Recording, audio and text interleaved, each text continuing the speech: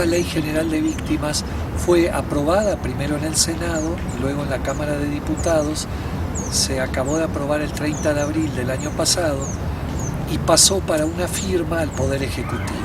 Y es ahí donde en una forma increíble el Poder Ejecutivo tenía un plazo, creo que de 3 semanas, 20 días hábiles para devolver la firma y ya promulgar la ley, y el reglamento que va asociado a la ley, que es muy importante, porque la ley sin el reglamento que ya está no tiene forma de operar.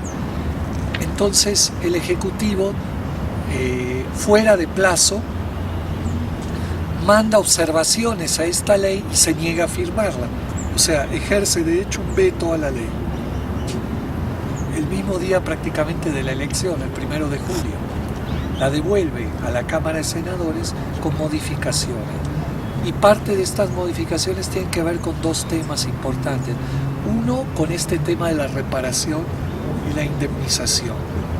Entonces, uno considera que es una burla de un gran sadismo estarse preocupando por los dineros a familiares de muertos y desaparecidos cuando uno ve decenas de miles de millones de pesos gastados en campañas electorales, en papel, en chatarra y en forma totalmente superflua, y se le está regateando dinero a los familiares que, sin deberla ni temerla de ningún modo, porque la archiinmensa mayoría son víctimas totalmente inocentes del proceso del delito organizado, son población civil como nosotros, que se encuentra en medio del delito organizado, de la impunidad o del fuego cruzado. Y entonces esa es una de las grandes preocupaciones del Ejecutivo: cómo se va a reglamentar y a regular estos fondos, de dónde van a salir. O sea, regatear a los familiares de los desaparecidos y muertos. La otra preocupación es casi legalismo, que tiene una media verdad, que se podía haber discutido después de haber firmado. O sea, no era necesario vetar la firma, sino que se podía haber firmado y luego se podía haber afinado algunos detalles, en el sentido que los gobiernos federales, ejecutivo, no pueden obligar a gobiernos locales con ciertas legislaciones. Tienen que haber procesos locales también de legislación. Esta ley sería obligatoria en todos los 3 niveles de los poderes. Pero eso, si bien tiene una parte de verdad que se puede ajustar, repito, se pudo haber hecho a partir de procesos de afinar la redacción después de promulgarla. Pero mientras iniciaba el proceso de la reglamentación, que ya está el reglamento, y de la aplicación.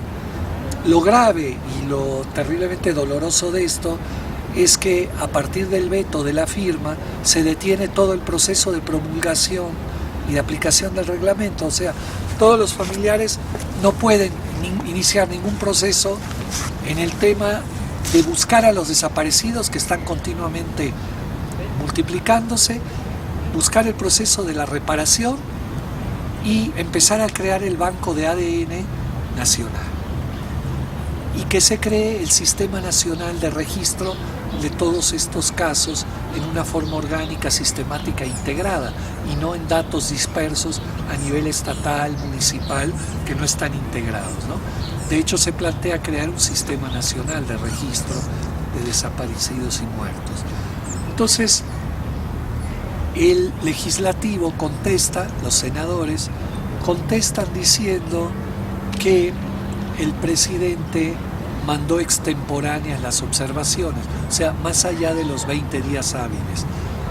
El presidente contesta que no y mete una situación de amparo hacia eso, y entonces pasa a la Suprema Corte, que ahora tiene que dictaminar el fondo en el sentido si se cumplieron los plazos o no.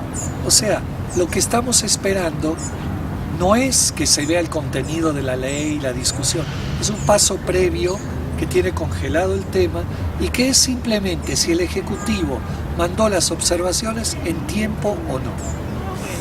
Nos imaginaremos, digo, en el proceso de muertos que estamos hablando y desaparecidos, lo que significa detener a las familias en todo lo que estamos diciendo, simplemente por una formalidad jurídico-administrativa, burocrática de los plazos.